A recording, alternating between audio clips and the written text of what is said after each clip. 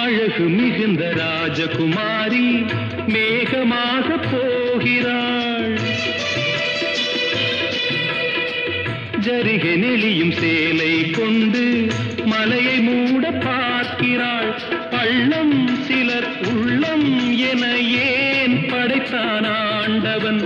பட்டம் பெற தேடுகின்றேன், எங்கே அந்த நாயகன்? மலையின் காட்சி இறைவன் ஆட்சி. செந்தாழம் பூவில் வந்தாடும் தென்றல் என் மீது மோதுதம்மா.